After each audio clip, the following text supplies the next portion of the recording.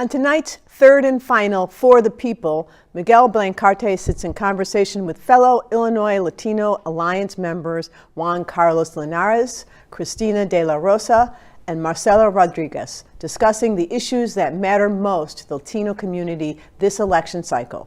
The floor is yours, Miguel. Thank you very much. Good evening, everyone. Miguel Blancarte, Jr., member of the Illinois Latino Agenda. And the Illinois Latino Agenda is a coalition that advocates for the representation of Latinos across all sectors and works to advance the economic, political, social prosperity of the Latino community throughout Illinois. Collectively, we serve hundreds of thousands of Illinoisans. And here today with me, I have three ILA members. Our three panelists are going to be Cristina de la Rosa, Executive Director of Erie Neighborhood House.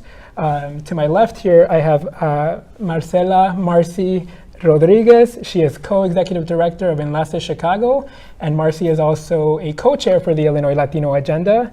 And we also have Juan Carlos Linares, who is the president and CEO of Association House of Chicago.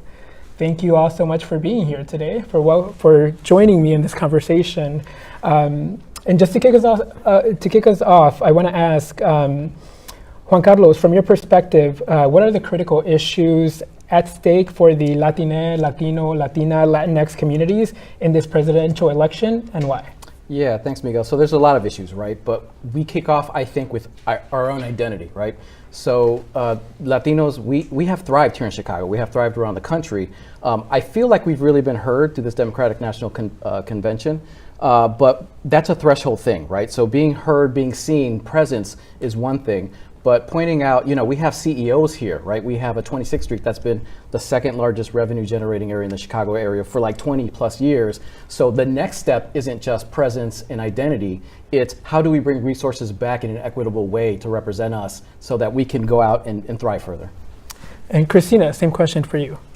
Yes, so the Latinx community, we have a rather diverse community, and for us, a lot of the work that we're doing centers around immigration, and we're incredibly diverse. We have families that have been here for generations, families like mine that migrated here, folks that are here in the shadows with no legal status, and those who have just newly arrived. And so this administration has a great opportunity to build on some of the policies that have been implemented by the current administration and really continue to build on that and thinking about how they can expand other forms of legal status and make sure that more folks are eligible for certain immigration benefits. And so what that would do is allow folks to have a pathway to citizenship, to work, to make lives for themselves, to have some of their basic needs met, like clothing, shelter, food. And so I feel like this is the right opportunity to continue to build on that. Yeah, gainfully employed and sustainability. And Marcy, from your perspective, what are the critical issues facing our community? So, everything that has been mentioned, I think all of the issues that Latino communities face and communities of minority is they overlap and they're very interconnected, and so they all affect each other.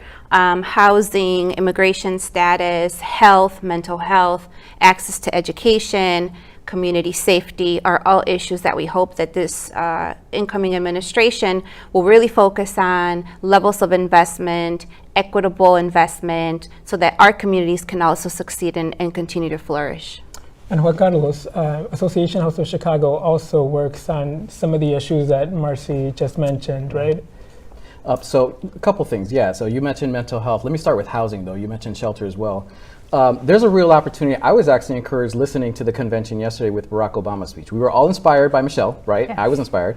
But Barack talked about building. We need to build. Chicago itself lacks 120,000 units of affordable housing. That number has been the same for a long time. The federal government has a history of moving forward and kind of leading the way, especially when it comes to like mortgage guarantees and that sort of thing in the 1930s. Unfortunately, redlining kind of threw that off for communities like us, right? So I think the opportunity is here. That also segues into what are some of the social determinants of health. Housing is one of them, but we're in a mental health movement, right? And so, you know, a lot of us who do this work look to maybe like the Scandinavian countries as models. I feel like we're closer to Brazil, and I think you just were in Brazil, right? Where they have these promotoras de salud, right? So the outreach professionals in a place like Brazil or Latin America are the health workers. They are the trusted people. So this becomes an issue of how can we gain access to mental health resources, to health resources. The federal government has an opportunity to fund things like this that are already replicated in other places. Yeah, and addressing the social drivers, the social determinants of health, definitely very critical. And Marcy, I know this is something that we saw very much during the pandemic, right? The promotoras de salud, the community health workers really being on the ground and taking this hyper-local approach.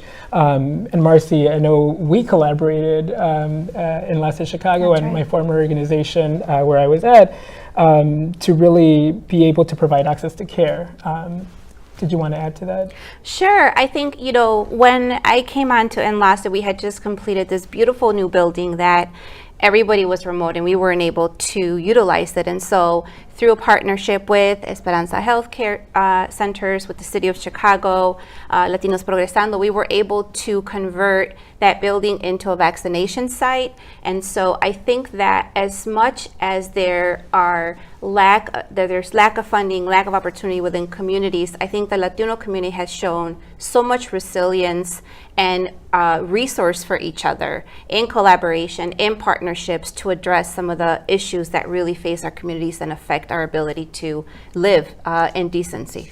Yeah, I think one of the things that came out, that stemmed out, one of these very few silver underlinings, right, was the importance of being preventative with your care, being preventative with your care and treatment as well.